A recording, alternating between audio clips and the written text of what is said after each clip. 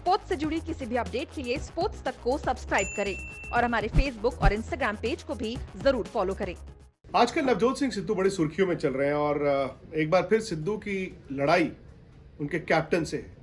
Captain यानी कि इस बार तो कैप्टन अमरिंदर सिंह से है, लेकिन आप ये भी जानते हैं कि एक बार पहले 25 साल पहले उनकी लड़ाई एक और कैप्टन से हुई थी, मोहम्मद अजहरुद्दीन से, इंग्लैंड दौरे पे।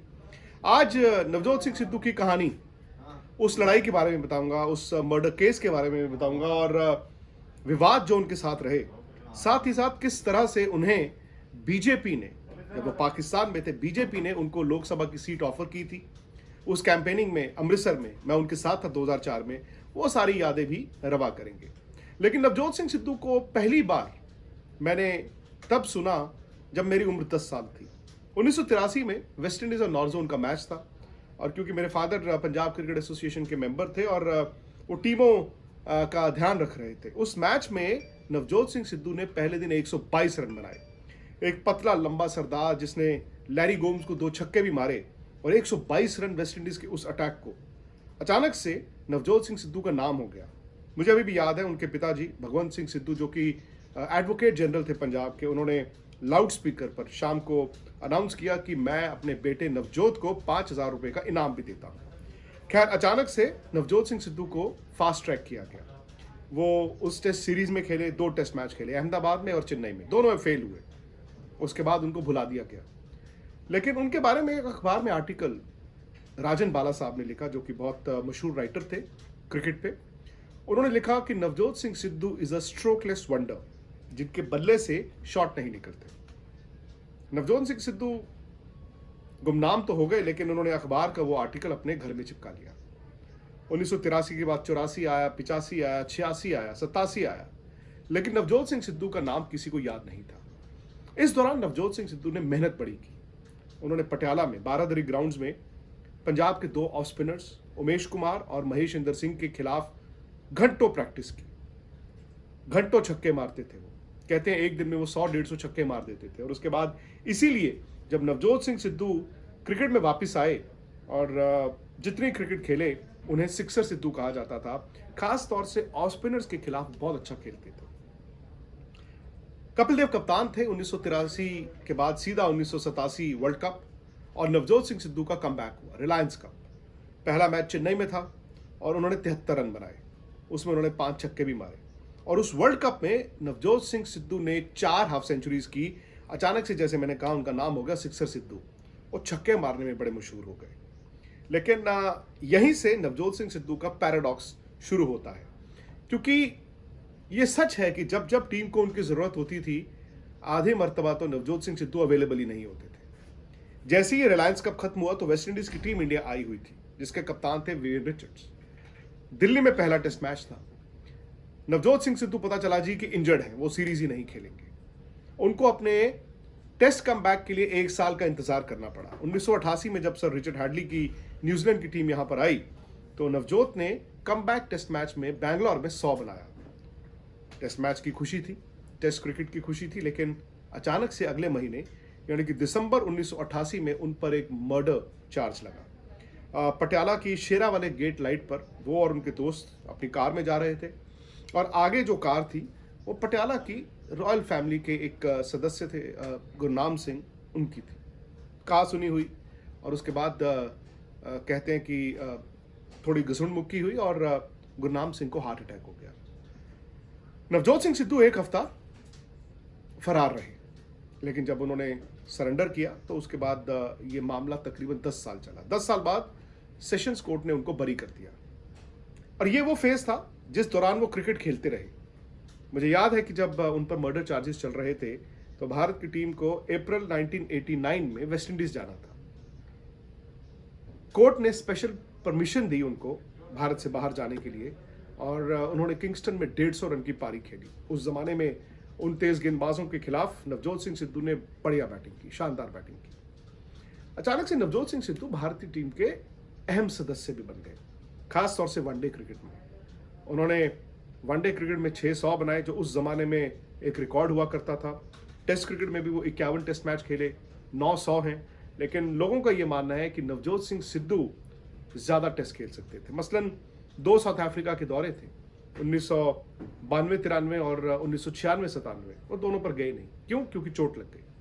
तो नवजोत सिंह सिद्धू को चोट अक्सर ऐसे वक्त पर लगती थी जब टीम को उनकी जरूरत होती थी। लेकिन एक उन पर जो मर्डर चार्ज था 1988 और उसके अलावा एक और बड़े विवाद में वो फंसे थे। यह विवाद था 1996 इंग्लैंड दौरे पर।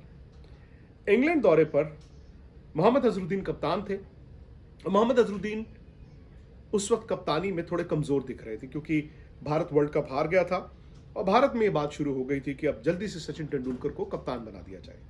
लेकिन सिलेक्टर्स को लगा कि अभी सचिन थोड़े यंग हैं, उनको थोड़ा और वक्त चाहिए, तो वर्ल्ड कप हारने के बाद इंग्लैंड दौरे पर मोहम्मद अजहरुद्दीन ही कप्तान रहे। उस टीम के कोच थे संदीप पाटिल और वनडे क्रिकेट चल रही थी, टेस्ट मैच अभी होने थे। मोहम्मद अजहरुद्दीन और नवजोत सिंह सिद्धू के बीच अनबन का माहौल था और टीम के खिलाड़ी कहते हैं कि हालात इतने खराब थे कि नवजोत सिद्धू को हर बात पर लगता था कि अजहर भाई शायद मेरा मजाक उड़ा रहे हैं, मेरी इंसल्ट कर रहे हैं। कई बार ऐसा भी हुआ कि उन्होंने पटियाला अपने दोस्त को फोन किया कि यार मेरी बड़ी इंसल्ट। एक दिन उनके दोस्त ने कहा यार तू वापस आ जा, और नवजोत सिंह सिद्धू रातों रात इंग्लैंड से वापस आ गए बिना किसी को बताए। ये भी बड़ा दिलचस्प किस्सा है। सौरव गांगुली उनके रूममेट थे और ये आखिरी वनडे मैच था जिसमें सौरव ने कमबैक किया था। उस मैच में मैन ऑफ द मैच भी सौरव थे। तो हुआ ये कि नवजोत सिद्धू को उस मैच में ड्रॉप कर दिया गया था और उस वक्त की बात ये थी कि मोहम्मद अजहरुद्दीन ने नवजोत सिद्धू को बताया नहीं कि वो ड्रॉप हो गए। वो पैंट पहन के बैठे थे और अचानक से उनका मजाक उड़ाया गया और कहा गया कि टीम लिस्ट दीवार पर चिपकी हुई है, देख लीजिए। और कहते हैं कि उस वक्त सिद्धू को पता लगा कि मुझे तो ड्रॉप कर दिया गया है। खैर ये वेरीफाइड नहीं है क्योंकि जब आप अजहर भाई से पूछे तो वो कुछ और कहानी बताते हैं। खैर जैसे ही वो मैच खत्म हुआ और सौरव गांगुली और नवजोत सिंह सिद्धू अपने कमरे में, और नवजोत सिंह सिद्धू उस जमाने में ज्यादा बोलने वाले इंसान नहीं थे, वो चुप चुप रहने वाले थे। बात की तरह नहीं जहां पर लोग कहते थे यार शहरी आपको तो चुप कराना मुश्किल है। रात को नवजोत सिंह सिद्धू का प्लान बना। सौरव कहते हैं कि जब मैं सुबह उठा तो टीम ने एक शहर से दूसरे शहर जाना था क्योंकि वनडे सीरीज खत्म हो गई थी। उसके बाद 3 दिन का काउंटी का मैच था टेस्ट मैचों से पहले। लेकिन नवजोत सिंह सिद्धू ने पैकिंग की हुई और अचानक से उनके एक दोस्त आए और पता चला कि ये तो लंदन जा रहे हैं। तो सौरव ने कहा कि आप लंदन कैसे जा रहे हैं? तो उन्होंने कहा मैं इंडिया वापस जा रहा हूं। और ये कहकर उन्होंने सौरव गांगुली को एक चिट्ठी दे दी कि ये टीम के मैनेजर को दे देना। सौरव गांगुली तब टेस्ट क्रिकेट नहीं खेले थे, यंग मेंबर थे, डर गए। जब टीम बस में चढ़ी दोपहर को तो हेड काउंट हुआ, पता चला जी कि एक बंदा तो कम है। वो किसी ने कहा नवजोत सिंह सिद्धू का है। तो सौरव ने उस वक्त मैनेजर को वो चिट्ठी पकड़ाई जिसमें ये कहा गया था कि मैं इस दौरे से वापस जा रहा हूं, मैं आइंदा क्रिकेट नहीं खेलूंगा। खैर वो वापस आए, उन पर बैन लगा दिया गया। हियरिंग हुई, लेकिन ये हकीकत है कि मोहम्मद अजहरुद्दीन और नवजोत सिंह सिद्धू की लड़ाई के पीछे वजह क्या थी ये पब्लिक नहीं हुई। जब भी नवजोत सिंह सिद्धू से पूछो तो वो हमेशा यही कहते थे कि ये मेरे साथ जाएगी कहानी, मैं बताऊंगा नहीं। अजहर भाई से भी कई बार मैंने पूछने की कोशिश की तो उन्होंने भी यही कहा कि एक छोटी सी मिसअंडरस्टैंडिंग थी, बात ज़्यादा नहीं थी, नवजोत सिद्धू ओवर रिएक्ट कर गए। खैर सिद्धू पर बैन लग गया और उस वक्त पंजाब क्रिकेट एसोसिएशन के चीफ IS बिंद्रा बोर्ड के भी प्रेसिडेंट थे। उसके बाद बैन को कम कर दिया गया और मुझे याद है कि 1996 में टाइटन कप हुआ था भारत में जिसमें नवजोत सिंह सिद्धू ने मोहाली में ही कम बैक किया। बैन कम कर दिया गया था और कम बैक मैच में उनको एक बार फिर चोट लग गई। खैर एक ही तो ये विवाद था। उसके बाद उन्होंने क्रिकेट खेली, लेकिन 1999 में उन्होंने क्रिकेट को अलविदा कह दिया। अपने नए अवतार में आए कमेंट्री, और ऐसी कमेंट्री उन्होंने करनी शुरू की कि लोग उनके फैन हो गए। टीवी चैनल्स उनके घर के बाहर खड़े रहते थे कि नवजोत सिंह सिद्धू आए कुछ बोले, और एज कमेंटेटर शायद दुनिया के सबसे बेहतरीन कमेंटेटर्स में उनका शुमार, हिंदी में भी और अंग्रेजी में भी। 2004 में भारत की टीम जब पाकिस्तान गई थी, उस दौरे पर नवजोत सिंह सिद्धू भी कमेंटेटर थे और मैं एज मीडिया आज तक की तरफ से गया था। मुझे याद है कि रावलपिंडी टेस्ट मैच, जो आखिरी टेस्ट मैच था उस सीरीज का, उसके तीसरे दिन, क्योंकि वो मैच चौथे दिन खत्म हो गया था, 15 अप्रैल की बात है, और इंटरनेट पर एक छोटी सी खबर आई थी। एक पैरा की खबर थी कि Navjot Singh Sidhu might contest Lok Sabha elections on a BJP ticket. और ये बड़ा सनसनीखेज था, क्योंकि उस वक्त तक नवजोत सिंह सिद्धू कमेंटेटर के तौर पर इतने मशहूर हो चुके थे, किसी ने सोचा नहीं। और मुझे अभी भी याद है कि रावलपिंडी के उस मीडिया बॉक्स के पीछे मैं नवजोत सिंह सिद्धू को मिला, तो मैंने उनको कहा, पाजी एक ही खबर सुन रहे हैं। कि मैं क्या सुन रहा हूँ कि आप लोकसभा के इलेक्शन लड़ रहे हैं, 2004 के इलेक्शन। और जैसी उनकी आदत थी, उन्होंने पहले तो मुझे पूछा कहाँ से पता चला, तो मैंने कहा वो तो इंटरनेट पे है। फिर मुझे उन्होंने कहा, सुन तुझे क्या लगता है? मैं कहा पाजी बहुत अच्छी बात है, और अमृतसर की बात हो रही है, मैं तो अमृतसर को बिलोंग करता हूँ, हालांकि आप पटियाला के हैं, आप मुझे बताना, मुझे तो बड़ी खुशी होगी। शरीफ पाजी कहते, अच्छा मैं सोचता हूँ, कल बताता हूँ। जैसे वो मेरी ही बात सुनकर लोकसभा की टिकट लेके। दरअसल इस कैंपेन के पीछे अरुण जेटली का बहुत बड़ा हाथ था, क्योंकि अरुण जेटली नवजोत सिंह सिद्धू के पॉलिटिकल गुरु थे। हालांकि अपने पॉलिटिकल गुरु से ही बाद में नाराज होकर उन्होंने बीजेपी भी छोड़ी।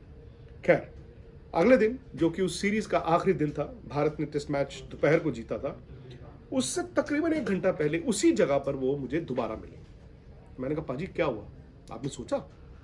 क्योंकि मुझे तो ये भी था कि अगर वो हाँ करते हैं तो आज तक पर मैं ब्रेकिंग न्यूज़ करता, बहुत बड़ी कहानी होती, उनका इंटरव्यू भी करता। मुझे कहते हैं, हाँ यार मैंने सोच लिया है, और तूने भी कहा था, इसलिए मैं लड़ूंगा इलेक्शन। तो ये बहुत बड़ी खबर हो गई कि नवजोत सिंह सिद्धू अमृतसर से बीजेपी की टिकट पे इलेक्शन लड़ेंगे।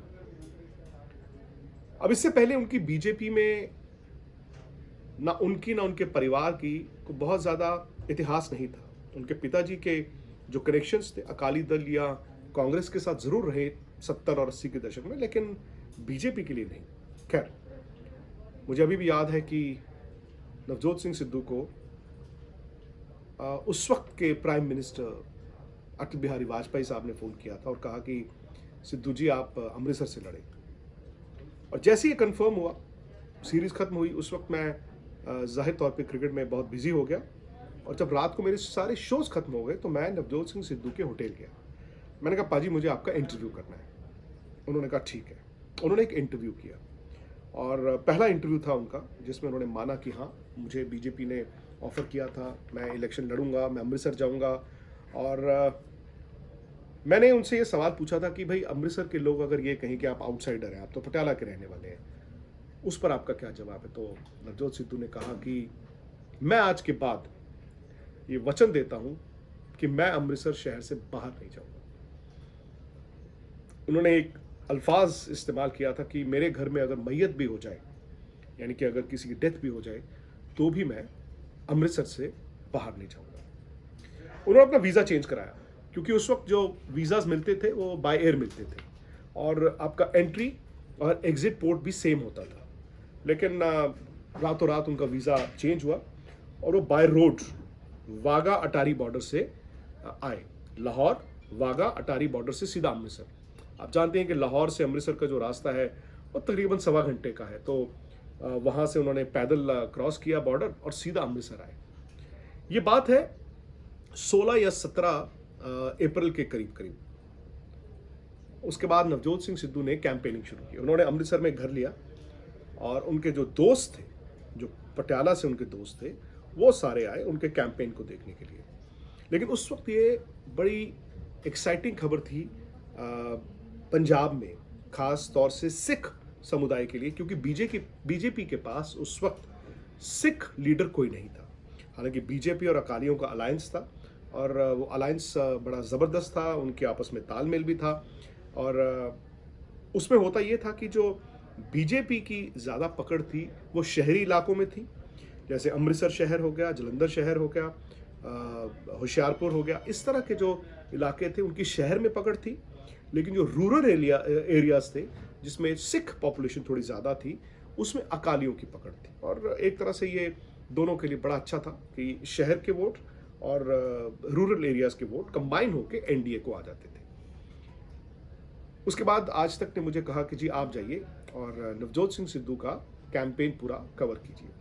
तो मुझे अभी भी याद है कि 1 मई को मैं अमृतसर पहुंचा, मेरे कैमरा पर्सन थे DK शर्मा, और सीधा हम गए और सीधा मैंने नवजोत सिंह सिद्धू के पास गया। मैं कहा पाजी मैं अब अगले 10-12 दिन आपके साथ रहूँगा और आपकी कैंपेन ट्रेल पे आपके साथ रहूँगा। उन्होंने कहा बस ठीक है, कल सुबह हम जा रहे हैं। वो करते क्या थे, दिन में वो अमृतसर के आसपास जो पेरीफेरी थी, जो गांव थे, वहाँ जाते थे, और शाम के वक्त वो अमृतसर शहर में आ जाते थे और वहाँ पर वो जनसभा करते थे।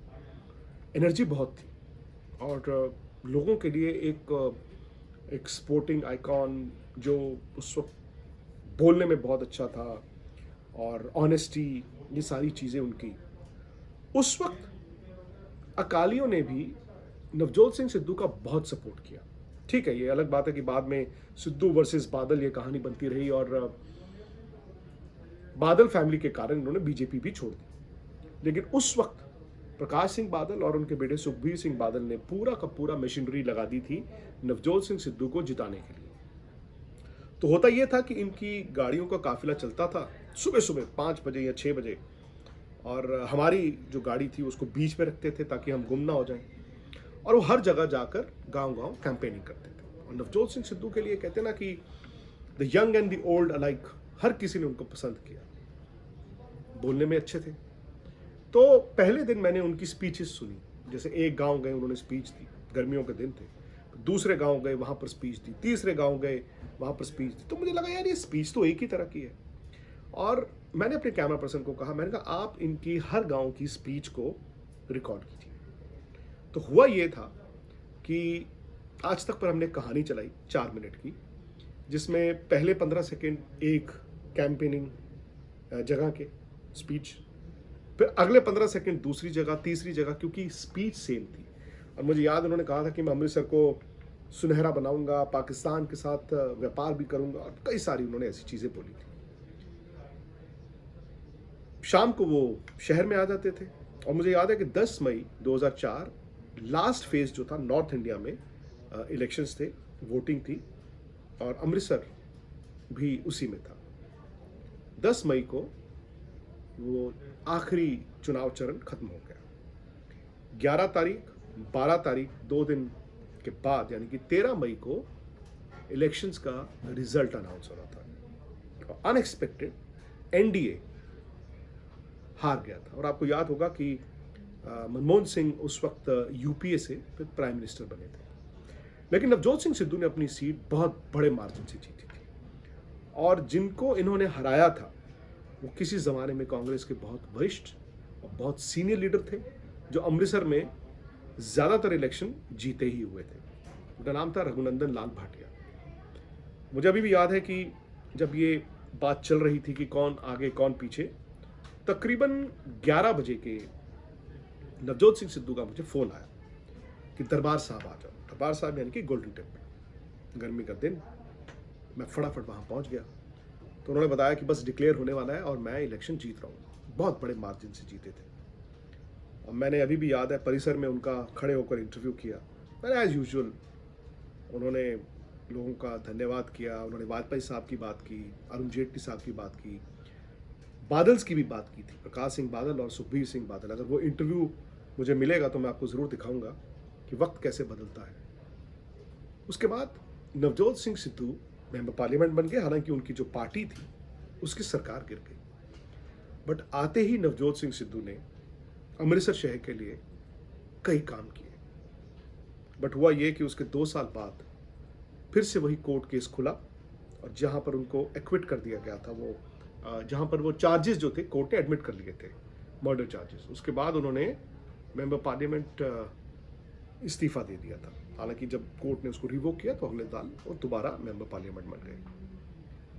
लेकिन नवजोत सिंह सिद्धू की एक बात है, और ये खेलते दिनों की नहीं है, ये बात की है, that he is taken on the establishment. BJP में रहे और उनको नाराजगी थी जब उनको 2014 में अमृतसर की टिकट नहीं दी गई थी।